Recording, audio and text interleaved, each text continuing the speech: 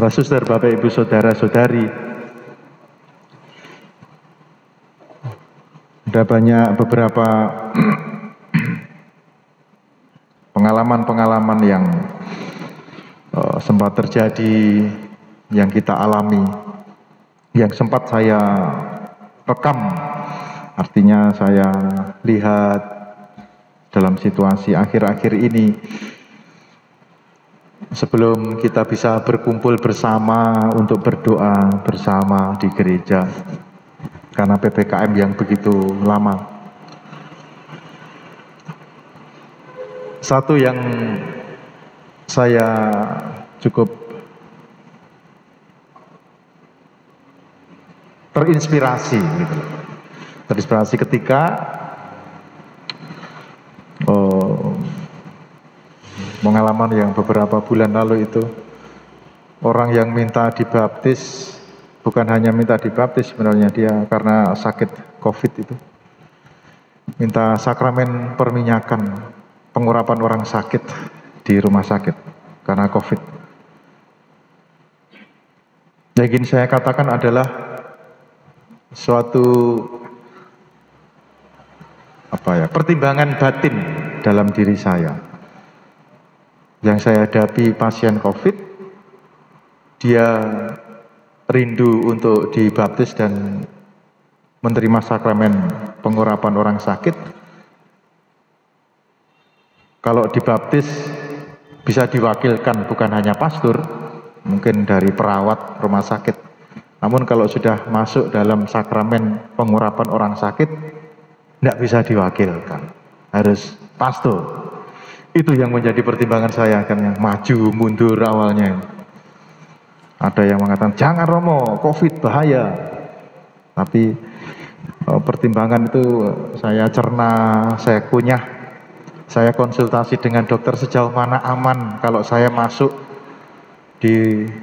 untuk membaptis, untuk memberikan sakramen pengurapan orang sakit di pasien COVID ini. Saya akhirnya berani untuk memutuskan ya, karena dokter bisa memberikan penjelasan. Yang penting ketat, APD lengkap, ketat. Itu satu pengalaman yang di tengah saat sebelum kita kumpul bersama ini. Saya lihat pengalaman umat ketika harus berusaha berjuang untuk menolong entah itu saudaranya, entah itu orang lain yang karena COVID, ya, perjuangannya luar biasa.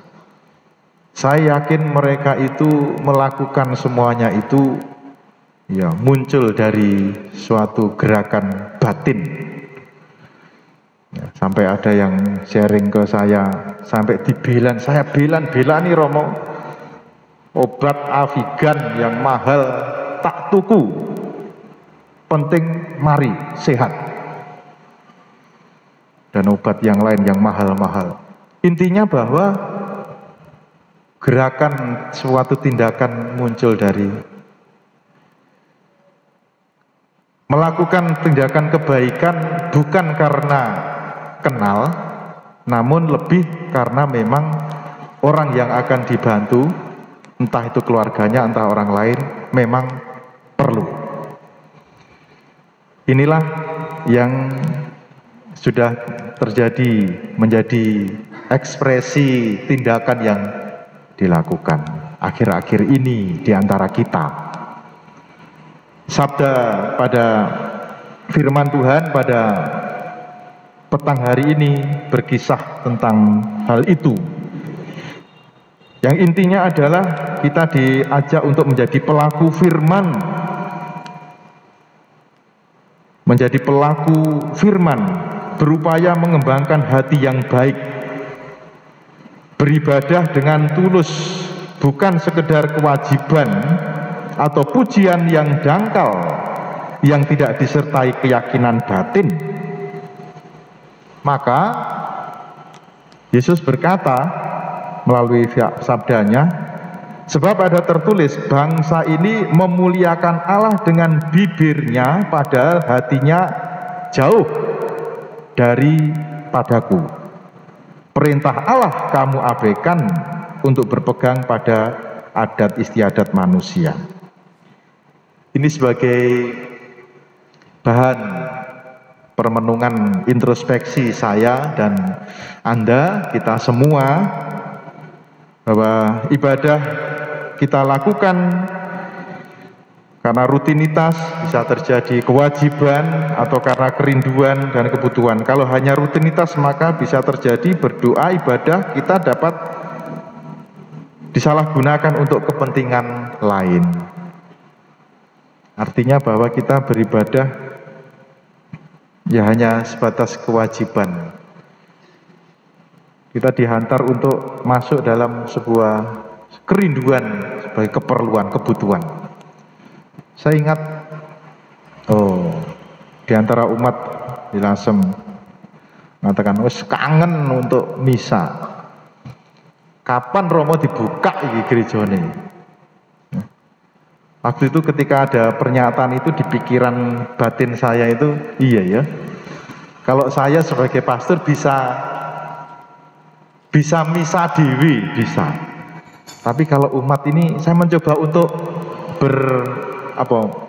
empati, ya apa ya rasane hati yang terbiasa dengan menerima tubuh Kristus, berdoa bersama dalam gereja, terus enggak, itu goncangannya pasti lebih dahsyat dalam hal iman. Itu kalau mau kita sadari, fair, kalau kita mau fair dengan hati.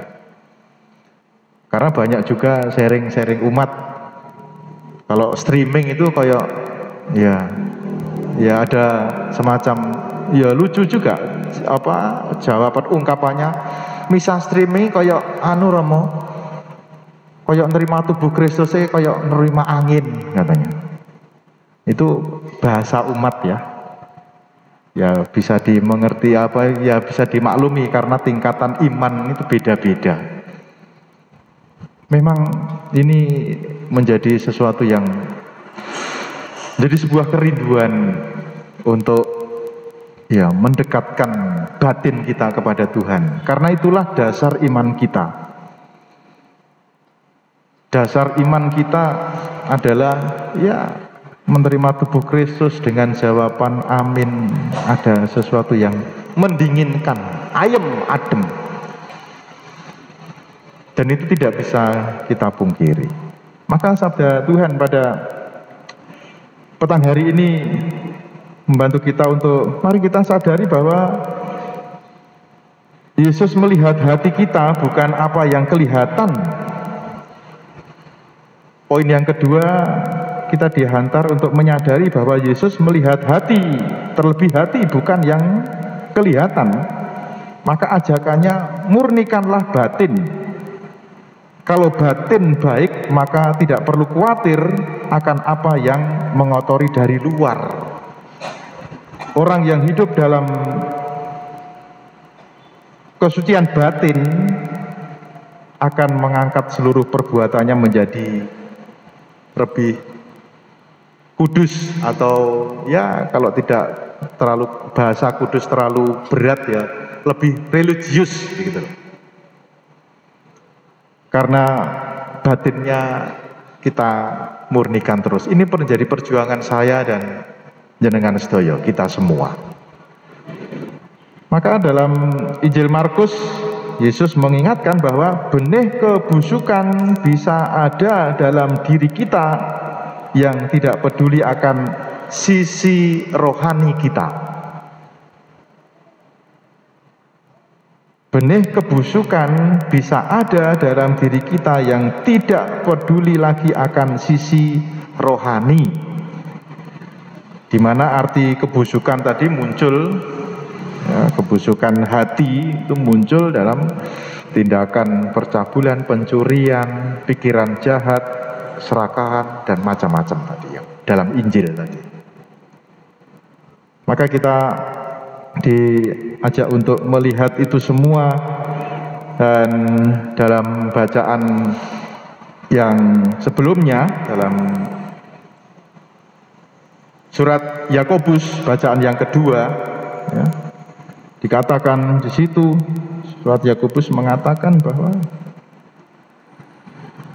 mengingatkan kita semua, surat Yakobus, ajaran Tuhan Yesus, ikut berprihatin dengan yang sedang menerima kesusahan. Secara konkret, 1 Yakobus memberi contoh rela mengunjungi orang yang memerlukan. Dan yang sering kita dengarkan, 1 Yakobus menekankan kita berjuang menjadi pelaksana sabda, bukan pendengar sabda. Artinya, hidup dijiwai sabda Tuhan, bukan dipenuhi kebiasaan atau kewajiban kecil yang kerap justru menyebabkan konflik dan bisa menipu diri sendiri. Atau bahasa Yakobus itu yang sering terkenal, iman tanpa perbuatan adalah mati. Itu bahasa yang tagline yang sering kita dengarkan. Tapi penjabarannya bahwa itu semua runtut ke belakang terkait dengan hati kita. Kita perlu memurnikan batin karena kita berhadapan dengan, ya, kita bisa terjerumus juga dalam sisi-sisi kebusukan hati kita. Maka karena manusia, saya, Anda, kita ini seringkali juga jatuh, lupa, maka sabda ini terus diperdengarkan supaya kita bisa mengangkat batin kita, memurnikan kembali. Maka Ekaristi petang hari ini bantu kita untuk memurnikan batin perjuangan kita, karena dari iman, dari batin itulah akan keluar segala kebaikan, ketulusan. Tuhan memberkati kita sekalian. Amin. Mari kita